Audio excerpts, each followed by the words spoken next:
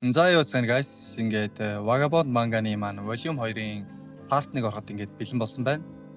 Тэгээд бичлэг эхлэхээс өмнө дардаг минутад дараад ороод ирээрэй. Тэгээд бичлэгэндээ орцгоё. Ооцогийн зүрх зүсгдэг шгэл болов. Тэрээр тэсэлгүй сүмийн цаасан хаалгыг гэмтэлж эхлэхэд учрыг нь олсон амтан гайхан учирлаж яагаад ингэж байгааг энэ асуулаа. Ооцоо ам нэгтээ сүү тавьсан залуу болох Матахачийн өөр эмэгтэйтэй хамт байгааг хэлээд нулимс сунгав. Ламтан түүнийг тайвшруулахыг хичээсэн ч уур хилэн гомдолтой шатсан Ооцоо түүнийг буруугаар ойлгож бүх ирчүүд яг адилхан хэмээн хашгирсаар нүр рүү цохиж орхилоо. Ингээд тэрээр сүмэс хүн гарч том хонхны зүг ширүүн алхасаар хонхны цохилуурыг шүүрэн авч Матагачиг харан новшорон дуудан хамаг хүчээрээ дэлдэж эхлэв. Сандарсан ламтан түүнийг зогсоохоор араас нь сандчингүй. Энэ зур Такизо тосгоны иргэд болон самурайнуудад бүслэгдэж тэдний дайралтад өртгөхөөр буландуулаад байв.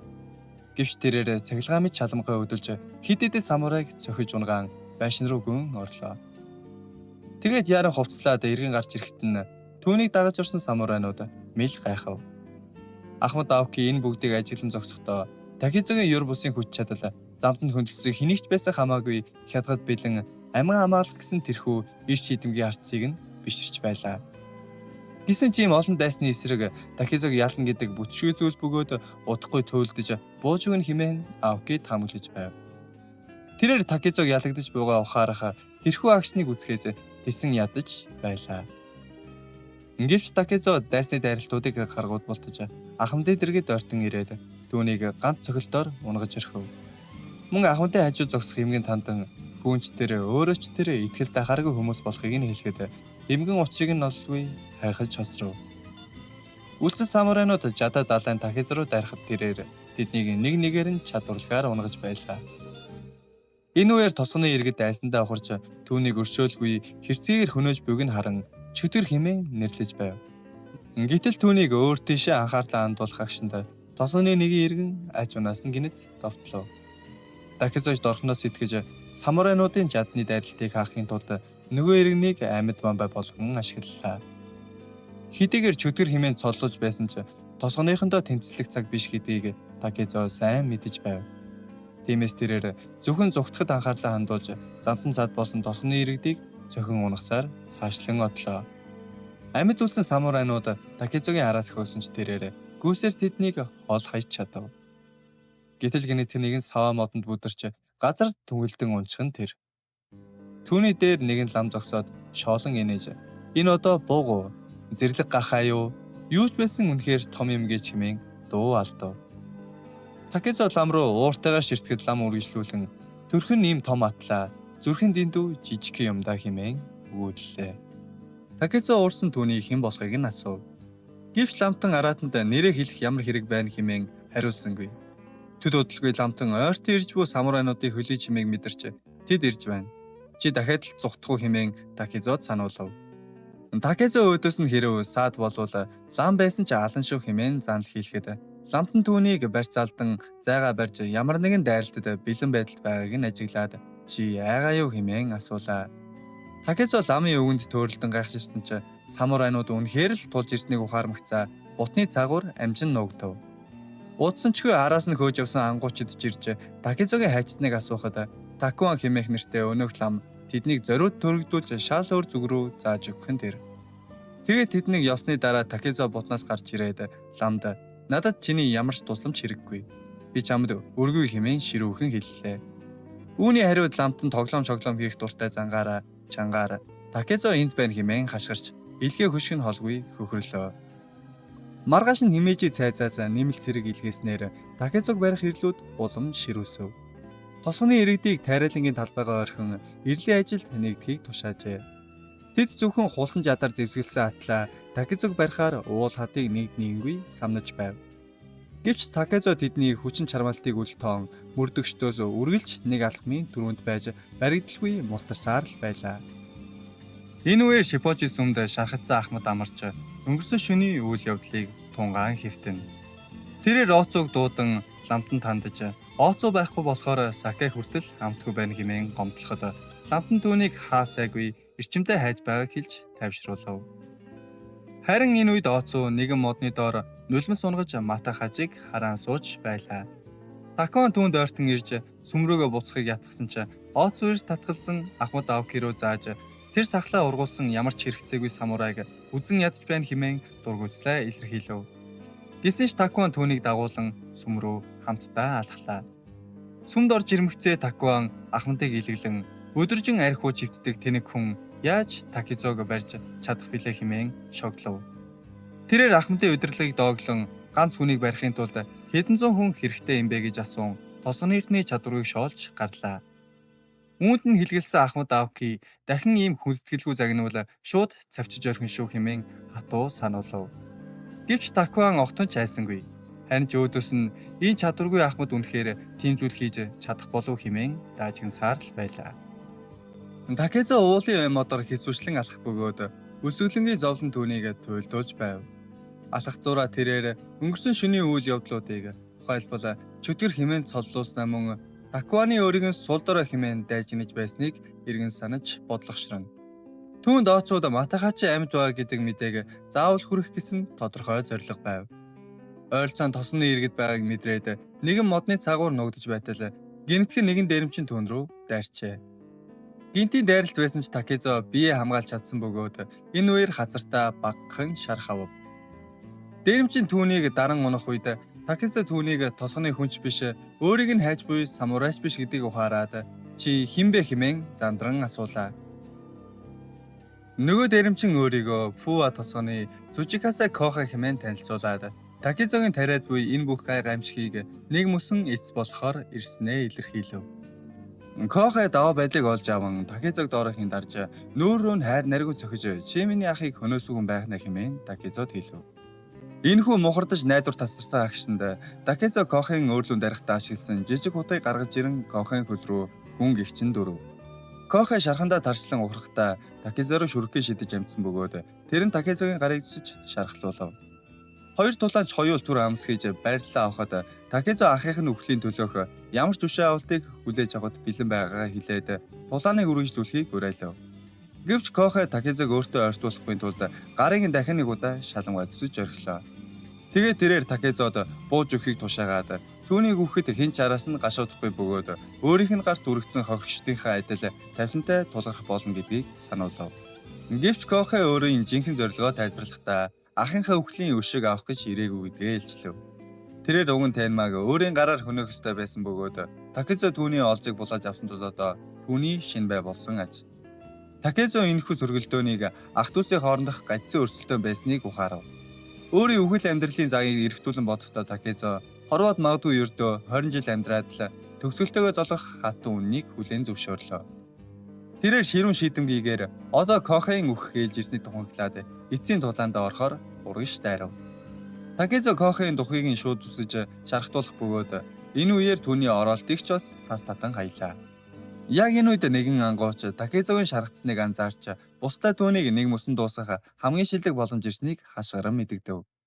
Такизог тэдэнд рүү анхаарлаа хандуулах агшныг ашиглан Кохо ярам мод руу авирч зүгтлээ. Удсанчгүй самурайнууд Такизог бүслэн авч хэрв эсэргүүцэл үзүүлбэл шууд аална хэмээн сүрдүүлв. Өөрийг нь бүссэн самурайнуудтай нүр тулахдаа Такизо өөрийн оршин тогтнол болон амьдралынхаа зорилго юу байсныг дотроо асууж байлаа. Гэсэн ч тэрээр ухралгүй тэдэнд рүү нэгэн зэрэг дайрсан бөгөөд шархацсан атлаа ийм ширүүн тулдаж буй түүний дайчин чанар самурайнуудыг алгамруулж өсгөв. Нэгэн самурай түүнийг давуу талтай байгааг дайлимдуулан араас нь гитэж дайрсан ч Такизо цахилгаан мэт хариу үйлдэл үзүүлж түүнийг завчин унаглаа. Хэдийгээр энэ удаад ялт байгуулсан ч түүний урд буцах ёстой өшнөө олон дайснууд дурайж байв. Өөрийг нь барихаар ирсэн самурай нарын хүүтэн хүүр дунд Такизо ганцаар суун. Цусаар будагдсан шархаа боох зуур түүний сэтгэлд ирээдүйд намайг юу хүлээж байгаа бол гэсэн асуулт зурс хийгч дотоод сэтгэлийн гүнээс нь надад огтхон чамаагүй гэх хүүтэн хариулт зүйрэтнэ. Би хүмүүст үзэн яригдаж ангуучлагдсан хിവэр байх болно. Над алхаас өөр замгүй. Эцэст нь би энэ замаар л хин нэгэн цавчулж өөх болно. Ердөөл хэмээн тэрээр өөрийн тавилантайгаа эвлэрсэн мэт шивнэ. Үхлийн шууд дээрээс нь эргэлдэх цустойд тэрээр зөвхөн уурыг шалгасаар л байв. Үзэгдэж солигдож Чипожи сумд Ахмад Аоки лам Такуаныг хэлсэн үгэнд хэлгэнэн хэлсэн үгээ дахин нэг удаа давтахыг уурсан шаардна. Гэвч Такуан лам өөдөөс нь харан үйлбэр бүрийг яг үе үеэр нь таслан чадваргүй хэмээн дэндүү тайван бөгөөд тодорхой хэлж орхив. Сандарсан Оцо түүний амийг дарахч Такуан яриагаа үргэлжлүүлэн энэ бол үнэн. Тэр өөрийгөө чадваргүй гэдгийг ухаарахгүй байгаа бол түүнээс үннийг нуух шаардлага байхгүй. Би Такезод үнэхээр урам угарч байна. Яагаад тэр энэ тэнийг амтныг амьд үлдээдэг байна хэмээн Аоки гэлт басамжлана. Ламтан Аоки руу харан тосгоны иргэд түүний арчаагүй чадваргүй байдлаас болж аж амьдралаа гаргуунд гарган Такезогийн хайгуулд үнд төлбөгөд ажиллагдаж байгааг байж боломгүй зүйл хэмээн зэмлэнэ. Аоки өөрийгөө өмгөөлж энэ бол тосгоны аюулгүй байдлын төлөө гэж хэлэхэд Такуан Оцууд хандан гинэтхэн Оцу чи уул руу явж Такезог барь хэмээн тушаахан дэр. Аоки юунд гайхан энэ бол эмэгтэй хүний хийх зүйл биш гэж эсэргүүцвэл Такуан түүнийг шоолон тэхээр чи одоо хүртэл Оцуг хүсэж байгаа байх нэ гэд Аокигийн хийх хосон жүжиглэлтийг илэглэн дөөрэж шарыг нь улам малтана. Уурандаа бачирсан Аоки чи хизээнаа дэлдээ ашиглах юм бэ гэж өдөх Такуаны өдөөс илдээ далайн дайрлаа. Гэвч ламтан хөнгөн болтож Аоки гарыг нь ялимгүй зүсэж орхив.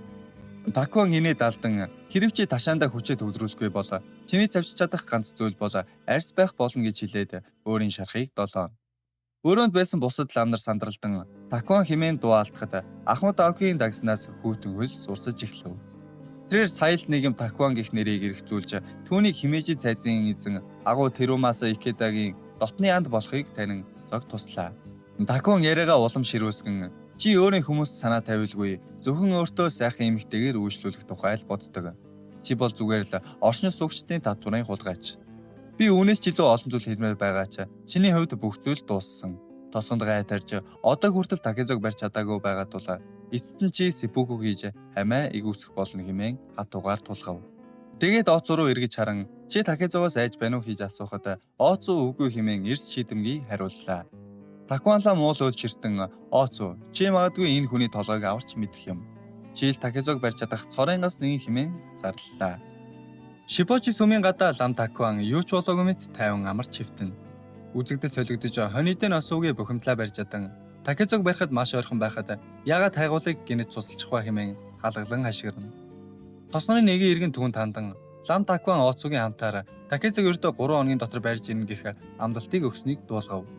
Осуугийн эмгэн үүнийг сонсоод өөрийнх нь ирээдүйн бэр болох Оцу яагаад ийм аюултай бөгөөд ойлгомжгүй сонголт хийснийг гайхаж хоцорно. Тэр зур Такуан Оцу хоёр өтгөө шуугуу дундуур Такезог хайн алхаж явв. Оцу ламтан тандан Такезо надад баригдахаар тийм тэнэг хүн биш. Та яагаад тийм амлалт өгсөн юм бэ гэж хэлж дуусалгүй. Тэдний өмнө Такезогийн гарт хөнөөгдсөн самурай нарын хүйтэн зогцнууд хөвлөргөн харагдав. Оцу сочирдон Такезо энэ бүгдийг хийсэн гэж юу хэмээн асуугаад Такуан үүнээс өөр хэм байгавтай гэж товчхон хариуллаа.